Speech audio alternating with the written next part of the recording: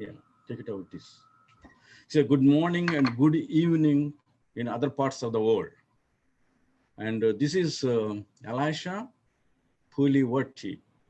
I'm the CEO of US India SME Council. Welcome to our participants and special welcome to the speakers to our 18th US India SME Council webinar on healthcare challenges and opportunities due to COVID-19. Why is this subject so important today? COVID-19 is an unfolding event putting us an unprecedented strain on the US healthcare sectors. So therefore, it is not only the United States is affected, globally it is very much affected. So the healthcare executives are very important today to talk about the plans,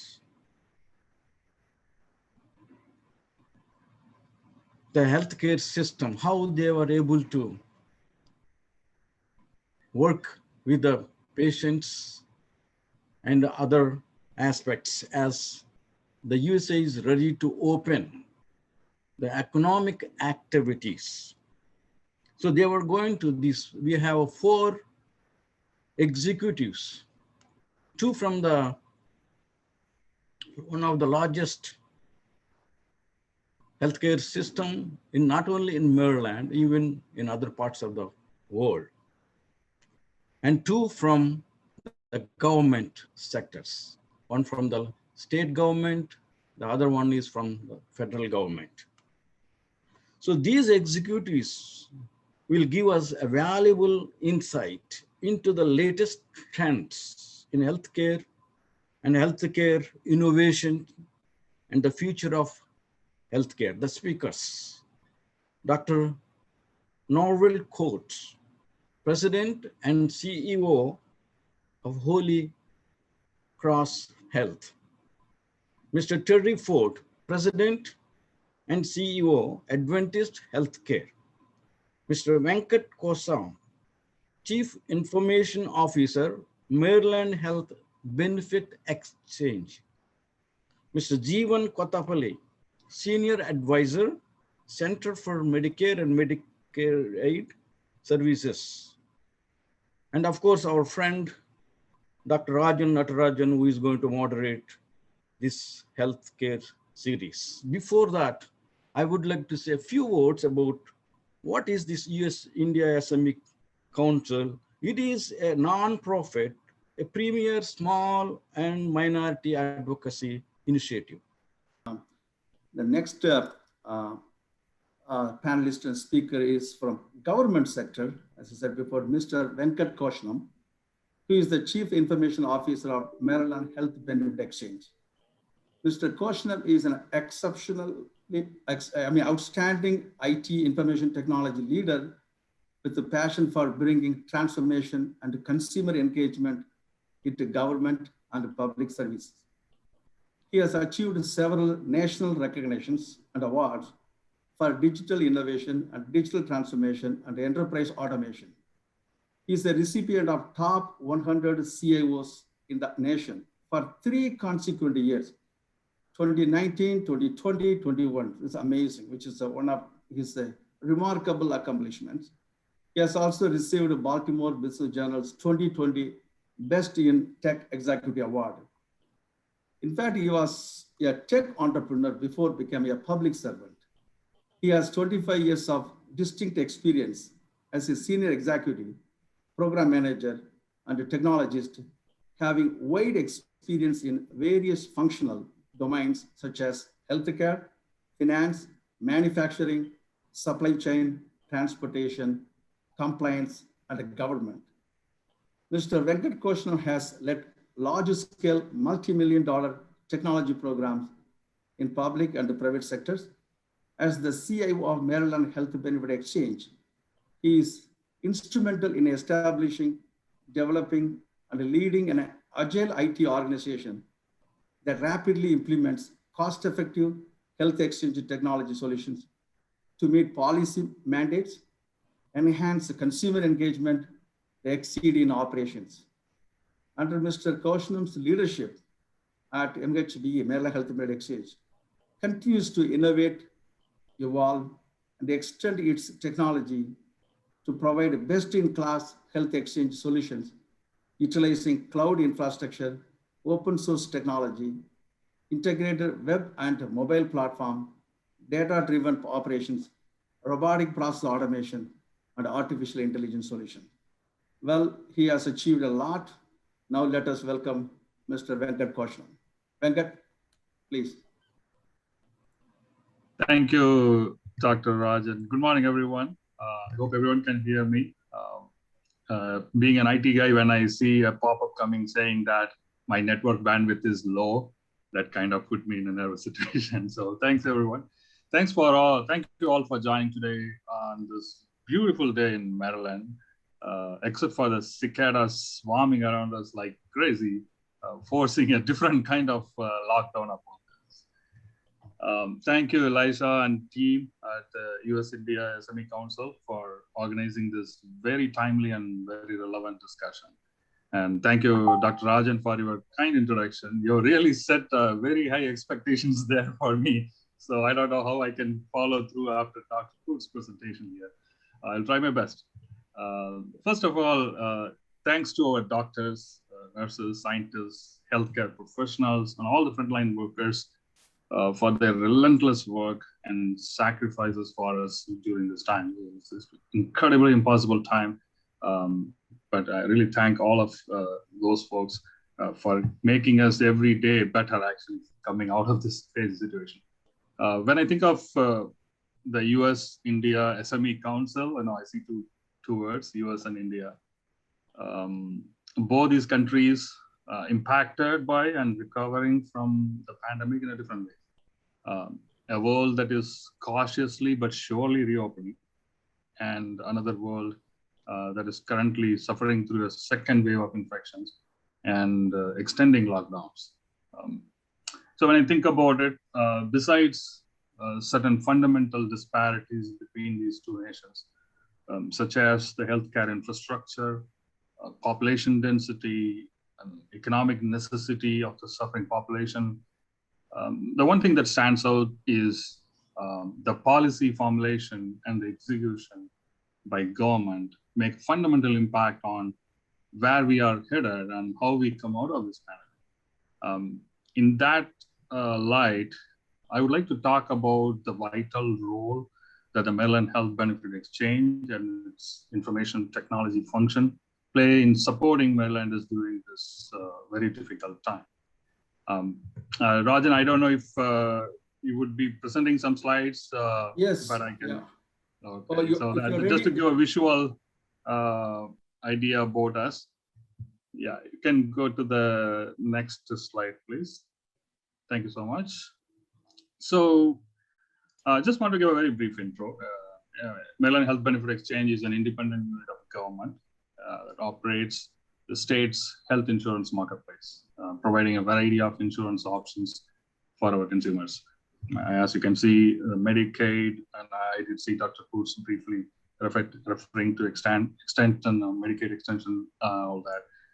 We see private insurance plan, we support children's health insurance plan, small business health option, and then presumptive eligibility services and dental insurance as well. We can see a simple, minimalistic looking website, a mobile app underneath, and an artificial intelligence bot to provide support to consumers, packed with cutting edge technology to meet the healthcare demands of Maryland. Next slide, please. Thank you. So this is just to give you a glimpse of the population we cover in Maryland. 1.2 million Medicaid and more than 160,000 consumers utilizing the private health insurance plans. You can see nearly a 10% increase in consumers enrolling into health coverage during this pandemic. It's kind of in line with the national trend, but also it shows the severity of the pandemic You don't normally see a 10% increase just like that. And a lot of our consumers get automatically renewed,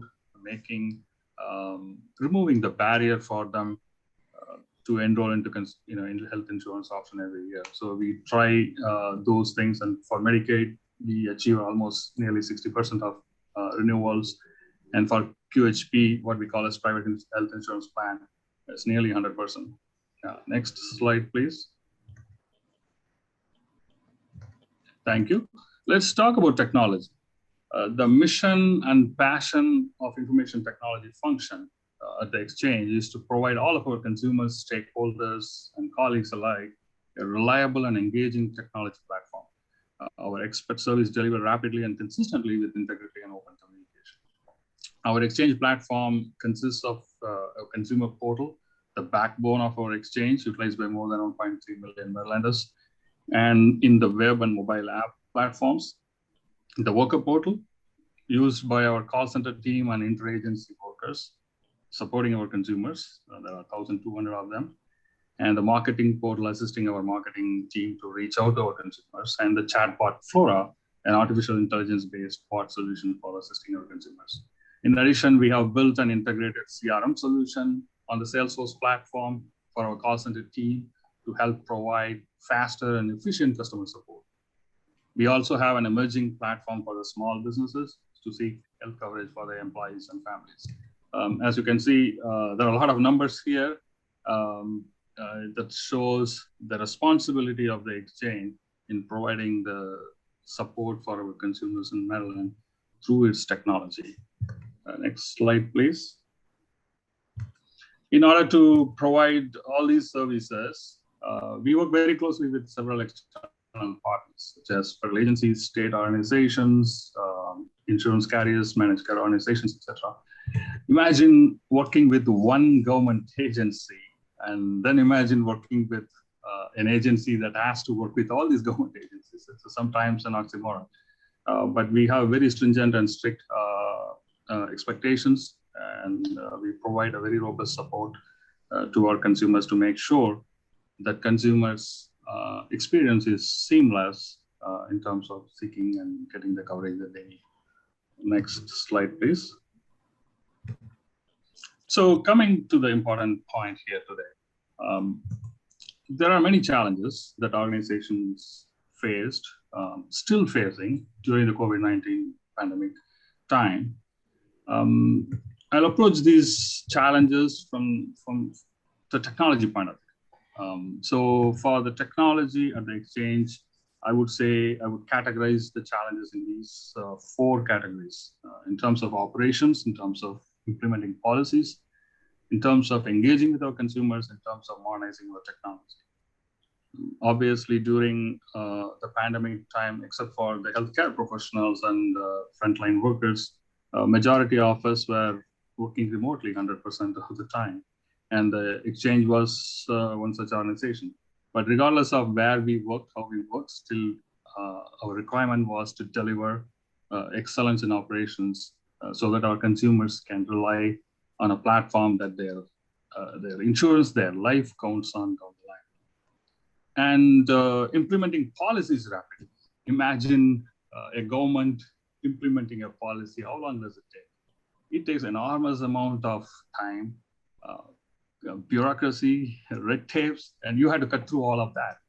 And COVID-19 gave an opportunity to cut through all of these things. It's amazing to think that politicians, bureaucrats, and the organizations in general, they all align. That's amazing to think about it. And they all align for the benefit of the consumers, benefit of the citizens. That's even amazing. But that helps us to implement rapid policy changes into our systems, into our procedures on how to get healthcare coverage, into our rules, business rules on who to qualify, how to extend our coverage and things like that. Again, consumer engagement is very key. How do we reach out to our consumers during this difficult time? Through technology. How do we give the best user experience for our consumers with minimal barrier or no barrier if possible? And how do we proactively engage through technology? So those are the challenges. And I'll briefly show a few ideas that we had implemented and that organization can try out. And the last but not the least is the technology modernization. Thankfully for the exchange, we have been a little ahead of the curve in terms of technology. And our focus had been even before the pandemic to secure our systems. As you can see nowadays, several government organizations and also private organizations suffering through ransomware and other attacks. So we have been very cautious. We have been investing early on, and we have been ensuring that this part of our organization priority as well. And implementing new technology, innovative technology, is an interesting challenge. And but the benefit of that significantly outweighs the pain that you need to take to implement these technologies. The next slide, please. So I just wanted to show a few things. For example, opportunities for innovation. After COVID-19, what changed for technology?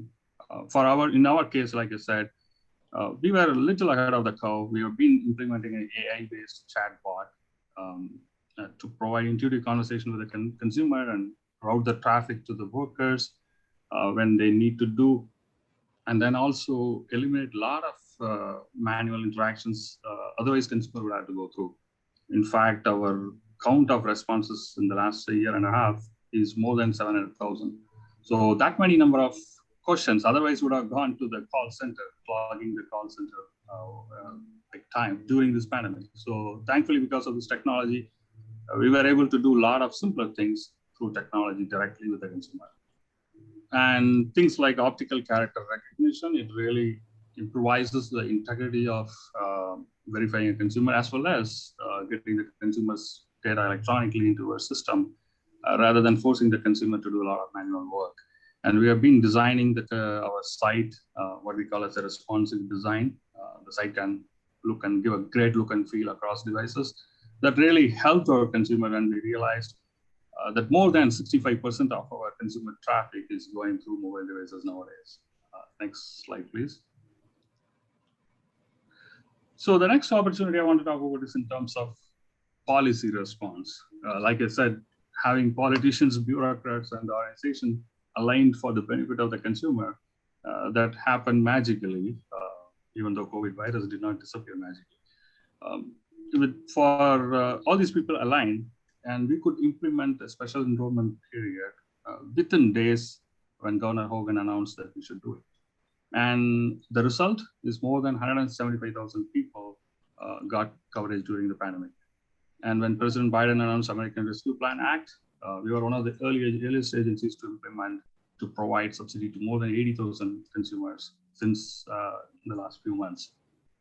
And we are currently working with other state organizations, such as the Comptroller of Maryland and the Department of Labor, in terms of sharing the data, integrating with their system so that we can proactively provide insurance coverage to consumers who currently suffer through other life difficulties. So these are all interesting policy responses, which would not be possible in the normal days. But I think the organizations should take advantage of the alignment of the key stakeholders to suggest these policies and ensure that those can be implemented quickly for the benefit of the public. The next slide, please. And opportunities for operational efficiency is very, very important for the exchange. We are going to implement AI, ML, RPA-based automatic document verification system that can verify more than 100,000 documents for our consumers automatically, thereby significantly eliminating the manual work that the workers currently do, and also significantly reduce the number of days it takes for the consumers to get the coverage they need. So if I had gone in front of the leadership of the board or a deciding authority and talk about the latest and greatest technology, the first thought they would have is, okay, this guy is a nerd. He's talking about some nerdy things, right? But now things are different. This is no longer a nerdy thing. It's more like a needy thing. You have to do it so that you benefit your consumers directly during this difficult time and beyond. And we are implementing a live agent chat function, tying with our AI bot. And also next year, we're going to do a help on demand to connect our consumers with the brokers so that they can get the support that they need during seeking health coverage. These are all efforts that we take. We took during the pandemic and also expanding it beyond the pandemic time frame to help our consumers get better benefits, also increase our efficiency of operations. The one example I quoted here is revamping our worker portal, which significantly improves the efficiency of the workers in providing the support to the consumers. It is something like helping the worker to help our consumers. So these initiatives, I would suggest organizations to, in your own field, I'm sure you can come up with a lot of these and suggest implementing these policies and operations. Next slide, please. So to wrap it up, our mission is to provide accessible and affordable healthcare coverage to Marylanders.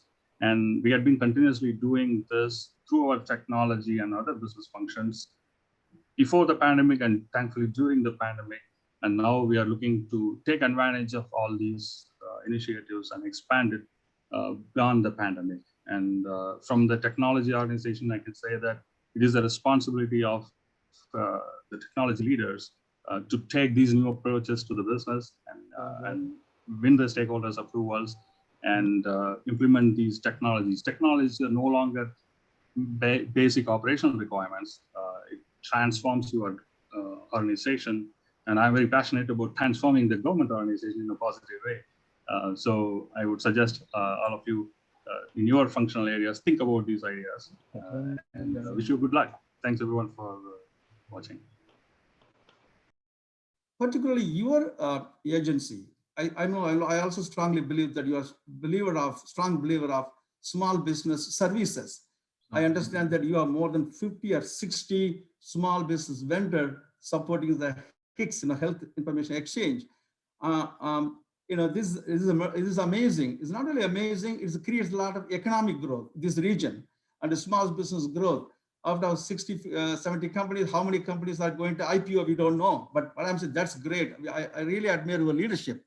But coming back to my question is, what are the advantages of your IT in-house, IT model and also procurement of the resources through IDIQ contract that you have to successfully execute your operation and innovation as a government agency? Yeah, thank you, Dr. Rajan. That's a lot of IT CEOs are there. This is a very interesting topic to discuss. I'll appreciate your answer. So sure, Dr. Rajan. Thank you so much for that great question. Our organization has been one of the very few, actually. We started first and then we see another organization also catching up to it. So this, our fundamental belief is to have a great organization, you must have a great team. When I say great team, that includes not only our staff, our vendors, our contractors, our organizations that we work with. You should have a great partnership there as well. So exchange is in such a state right now where we don't need a large multi-billion-dollar one integrator to support our organization. That has its own inherent problems in terms of, there are some benefits definitely, inherent issues as well. So we went for a model where we opened it up for every businesses and they can provide their expertise, expert resources, and under various what we call as labor categories. So we had almost close to 100 master vendors we gave a chance. And out of that, like you had pointed out, more than 30% of them have some contact with us. That is again a record. I tried to check everywhere, but I couldn't really find. I could only find 5% generally. But the advantage is it levels the field for small businesses in many ways. So some of the small businesses are very niche in certain technology, and like you said, who knows? Some may become IPO, they do something like that down the line. But the benefit we get is they're really passionate about their small organization, their business, and their integrity, and so they give the best. And also for the organization perspective, I don't really have to have tied with one large organization, putting my organization at risk. So it kind of works both ways, and the cost is competitive, so cost is also looking great. And the team is integrated into our team, meaning we have 140 people in technology alone. 13 of our state staff are managing the rest. And it's a very tightly integrated team. And this gives us an ability to build a culture that's very agile, very nimble, and very responsive and aligned with the mission, etc. So that model works great. I've been trying to advocate that to few organizations, but some of them slowly they're taking advantage of it. And I highly recommend any vendors or anyone who is on the call to look at our organization site, and then when it opens up for the next round of renewals, please feel free to, even if you're a small organization with 5 employees, 2 employees, don't hesitate, just put in there. Who knows? You may be the expert there. So I encourage everyone to do so. And I'm really thankful for all of our small businesses. In a perspective, if they want to become a public servant or aspiring to become a leader in the organization, Dr. Kutz can also answer. Venkat, I'll start with you, please. Thank you, Dr. Rajan. I mean, your question has an answer actually. When you say public servant, the service is the key actually. I really appreciate the medical professionals that they really done a fantastic job during this very difficult time. And I think the leadership role definitely calls for service if you are really intended for public, even any organization actually. And in my belief is, at the end of the day, it is down to the people. At the end of the day, whatever technology you use, whatever framework, policy, whatever you use, at the end of the day, it is the people, they are the ones who do the work. And any investment that you make on your people in developing your resources, in cultivating your resources, and cultivating the culture of the organization, aligning with the mission of the organization, supporting the team, and delegating, etc., etc. I mean, that is the fundamental thing that I couldn't really find anything beyond that. If we do that, whether you are government or private organization, especially if you want to do in a leadership role, you can definitely do. Some of you on the panel, actually, your responsibilities are far higher than a lot of us. And it's virtually impossible to do every task that you are responsible for in some ways. Definitely, you need a strong team who you can rely on, who you would want to develop and support and deliver the value. That's my short answer to a very interesting question.